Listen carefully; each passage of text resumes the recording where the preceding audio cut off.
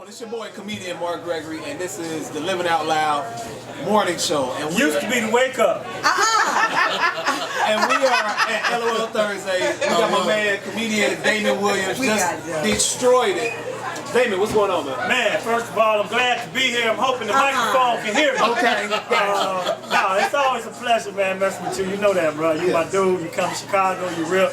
I've been in this room before, and I knew it was going to be grown, and it was just fun as I expected. Okay, was there any moment of tonight that stood out, i.e. lipstick? Anybody? Well, you know, I'm nearsighted, so I ain't see that dude for my first few minutes. Okay. So when I told the joke and everybody looked, I'm like, oh, kid, no kid. You know what I mean? Because I didn't know what, I thought it was a very slender, hard-faced woman.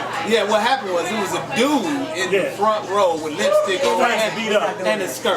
So, his face was beat up. It was dope, though. It was dope. Yeah. He made it fun. He laughed. Yeah, he laughed, so it's cool. Yeah. So question, how long you been doing comedy, Damon? He laughed? He laughed. Okay. Yeah. They laughed. Right. Somebody laughed. Right. This is my 23rd year in this business. Been doing this since, you know, Def Jam came out. So I started in November '92.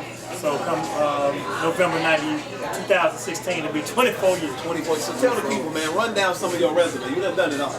Well, if you just go ahead and Google that, we can still that's right. Google that. No, actually, I mean, I started in Chicago. I was under George Wilborn and Bernie Mac. And Adele Givens was the host the first time I did open mic, so I came up in a really strong circuit.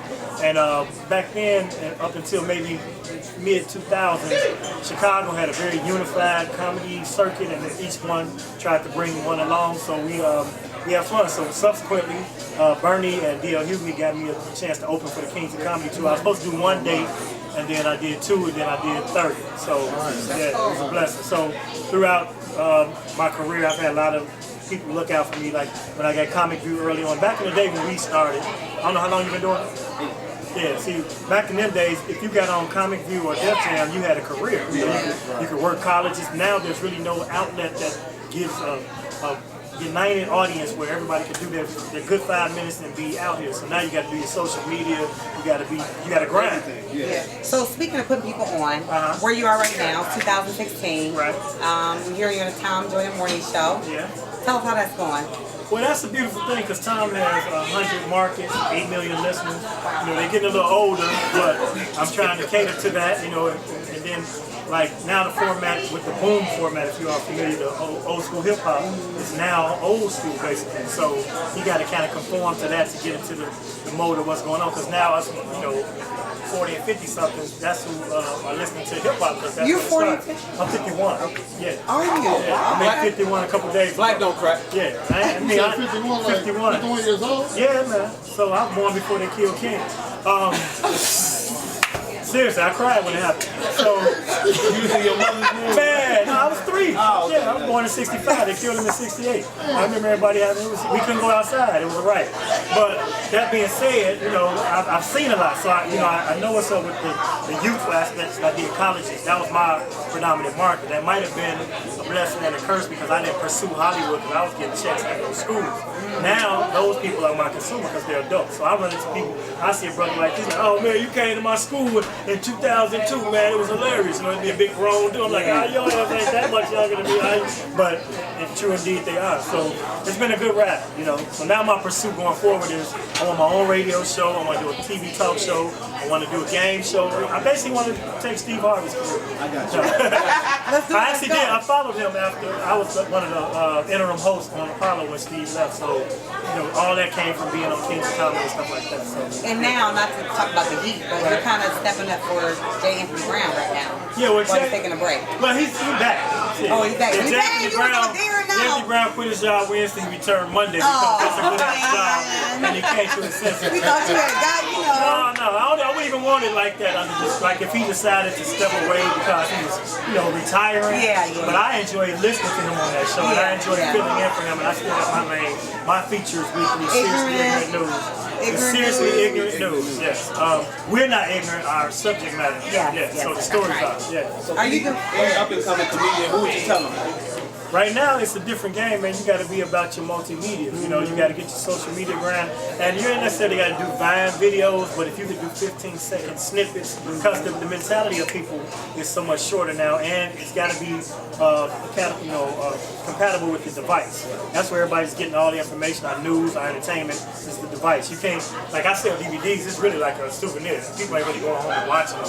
If you want them to see you, got to give them snippets. You got to be Snapchat, Instagram, Vine, all that. So that's one of the main things I would say. But more importantly, be business-minded. Be about your business. I mean, the show business is mostly business. If you don't have your business, you can be the funniest dude in the world, but if you don't know how to market and grind yourself, then you ain't gonna go nowhere because there's not that singular opportunity where you can do a set, bam, you're gone.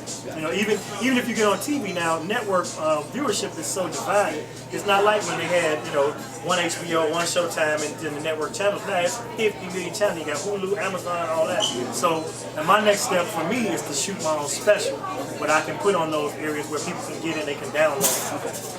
All right, speaking of that, we're in London and Beyond right now with our radio show. So tell them how they can connect with you. Via social media, Damon Williams is on everything, but it's basically Damon Williams Comedy for Instagram, at Damon Williams. No, Right. No S on the end for Twitter because somebody got my name. Well, we gonna ride out on it. I'm getting my S back. But in the meantime, that's, you know, and then also follow my son because he's a social activist, and it's Damon_AF. If you want to get some fat on your brain, follow him. If you want to laugh about it, follow me. Okay, so Brandon McKinney, 9-year NFL veteran. Indeed. Chicago Bears fan? Yeah. Okay, he didn't play for Chicago though. Yeah, it was all right. So he has flag on the play. So let's get a flag on the play question for him. Compare the 72-10 Bulls team to the Golden State Warriors team right now. I literally can tell you that the 72-10 team would smash the Warriors because we were more physical. It was a physical era. We went through Detroit, the bad boys, was tested by fire, when you can still elbow somebody on the way to the hoop and wouldn't even be a foul. These guys are finesse players, they're shooters. We have put Rodman on Draymond Green, put Pippen on, what's the other light-skinned dude name? On Klay Thompson, and, you know, B.J. Armstrong, because the guard Steph Curry, he gonna get his 40, the rest of the team will be shut down. I like that. I agree with you too. Wow. One more comparison. 85 Bears. I played for Baltimore for 4 years. So 85 Bears, 2000 Baltimore defense. Actually, the Bears' defense was the most dominant defense I've seen in the history of football because not only did they destroy people, they did a video like week 9 saying we on our way to the Super Bowl, and they did it and they won. And they won the Super Bowl by a landslide. It was 46-10, something like that. And it was like, only problem I had with that is they didn't allow Walter Payton to score. He didn't get a chance to get a touchdown. They let Fridge run the ball. But that defense, I mean, to this day, the Giants that followed them with Lawrence Taylor was close. And then the Ravens, you know, they talking about the Ravens, the 2000 defense being one of the best defenses ever. They are one of, but I say, or the best. Yeah. But they didn't predict their Super Bowl in March and stomp everybody all the way through. It's about the prediction. I like that. They backed it up. It's like Ali, I'm the greatest. We shook up the world.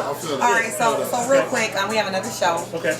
Ladies' night. All right, Lola J, Candy Ray, she's not here, myself. Okay. And we have a question. We talk about his thoughts, our world. Because it's your thoughts, but it's our world. But it's a man's world, right? So It would be nothing without a woman or a girl. There you go. There you go. You already know. So Lola J, this is our last question. If you can ask him. So on the Ladies Night experience, this is the J spot, right? Okay. We talk about what makes you hot and bothered. All right.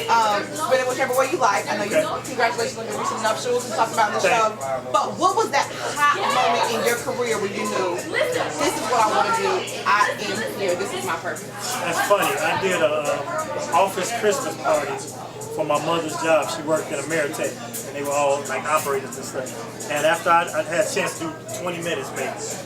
20 minutes, it was in a banquet facility, it was a multicultural audience, and they laughed the whole 20 minutes, and I told my mother and the lady I was dating at the time, like, this, you know, this is what I'm about to do, like, this is it. You know, but the first time I did real stand-up, I did it twice. The first time I did it, it was like a dry run. Then the next day was All Jokes Aside with Adele Gibbs. That was my first really signing up, and they laughed. And I videotaped it on VHS, and I remember looking at the tape, because I said, after my first He said VHS. Y'all get that? He said VHS. We're talking 92. I said to myself and to the audience, I'm like, I was surprised, like, because I'm laughing. You know, I was surprised my damn self. Yeah, And that's when I was like, okay, this is it. You know, and that was the era when you knew, like I knew several people in Chicago who were already on HBO. Kenny Howe, George Wilborn, Bernie Mac, Adele Givens. That made me say, if they all in this club and they did it from here, then I think I can do this too, and I did. So, yeah. Wow. All right, 2 things. Mark Gregory. What you think about our boy Mark Gregory? Very phenomenal comic. He's spontaneous, which you have to be when you host, especially. And I've seen him multiple times. I've never seen him do the same set verbatim, and that's always impressive because as a comic, you got to have the courage to step outside of your joke, you know, and trust yourself to talk about current events or talk about Miss Mildred with the buttermilk. You know, that was so hilarious. He said buttermilk and cornbread. That's like cognac to old lady. I sat over here and hollered. I was like, man, that was it. Case dismissed. So very proud of him. And he comes from a lineage, of course, we all know, but he's not standing on that. He's doing his own thing and he's doing it his own way. And like we say, anytime Mark called, I'm there. Last but not least, talk to UK real quick. Tell them where to find you and how you want to hit them up too. UK, I'm gonna come back and do the Real Deal Comedy Jam. My boy Nathan. They got 5 cities over there: Nottingham, Birmingham, London, and the rest of the other ones. So you know, The other half. Yeah, the other half. Yeah. See what I'm saying? Funny dude. But find me on social media at Damon Williams, no S on Twitter. Instagram is Damon Williams Comedy. My hashtag is Hurt Your Face Funny, right? Or Damon is funny. We got you. My brother, thank you. Man, And we hope to come and have you back too. yeah, or y'all come to Chicago. We'll do that. We'll do that. Hey, this is the Living Out Loud show. Yep. I'm Damon Williams. That's Kill 'em, Cam. I guess that's who that is. I'm Lover J. I'm Mr. Big Time, your sexy chocolate. All of that. Ooh, yeah. All right. Hey, it's comedian Damon Williams. Right now, I'm being filmed by Cohen Motion Pictures, so I'm expecting to be in a Cohen Motion Pictures production sometime soon. So look out for that.